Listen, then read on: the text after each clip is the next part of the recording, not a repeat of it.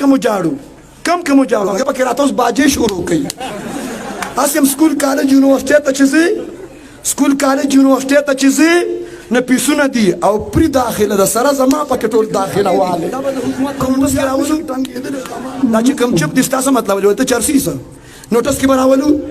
راولو دا پرې دی پیله چې آیس څوک شروع کوي په لاهور کې 70% جنکې ها آیس کې او آیس والا که پارک ته لاړې شي خفه کېږه پې ما 400 سړي ما سړي نه توجه دار چا خپل انداز دی زما خپل انداز دی توجه غوښه چې راځوړنده کې څه شي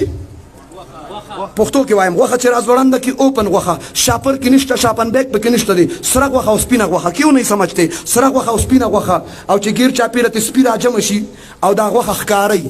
نه دا سپي به پې حمله کوي او که دا سپي به یاره جي زمونږ روجه ده بولو اور کرے چې بیان ورکل وہی میں پاکستان کی بیٹی ہوں سشے میں جب یہ پاکستان کی بیٹی ہے تو وہ پاکستان کا باپ کدھر تھا جب اس کی بیٹی پارک میں نکل آئی تو پلارے توجہ تو پلارے تلور لرم زما استادور بهای د پاره بار وتیشي او زه یو خبره کوم ټیک ټاکره پاحشه لغړه ښځه د پاکستان بیټي کیدی شي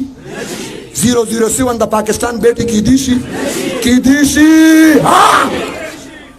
کم جاړو یو پکې راته اوس باجې شروع کوي هسې هم سکول کالج یونیورسټۍ ته چې ځې نه پیسونه دي او پرې داخله ده سره زما پکې ټول داخله واله که مولیان نشي ټنګېدلی ډمان خو به شو که نه بهرحال پښتو د حیا درس ورکوي اسلام د حیا درس ورکوي وایا پښتو کې هم غیرت دی اسلام کې پښتو کې ډمتوب شته مړه وایه که نه پښتو کې ډمتوب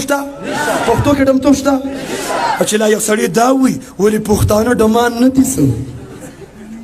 ولې پښتون نه توجه یو لغوي معنی واخله مولوي صاحب ډم دې ته وایي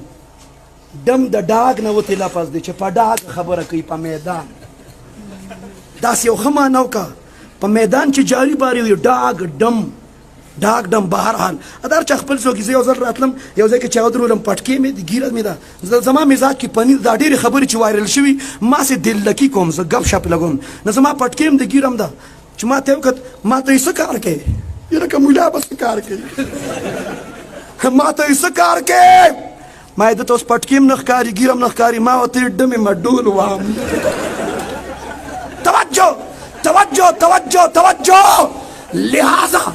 د منشیاتو خاتمه کې حکومت سره تعاون به کوي انشاءالله او پیله چې آیس شروع کوي چرس شروع کوي راکه یو دم ولګو یو دم کش واخله کش راکه وسکه چې وسکم پیله پیشنی بیا پیله مستی بیا مجبور شي اور خاتمه به کوي انشاءالله د منشیاتو خیبر پښتونخوا به د منشیاتو نه پاکو انشاءالله اور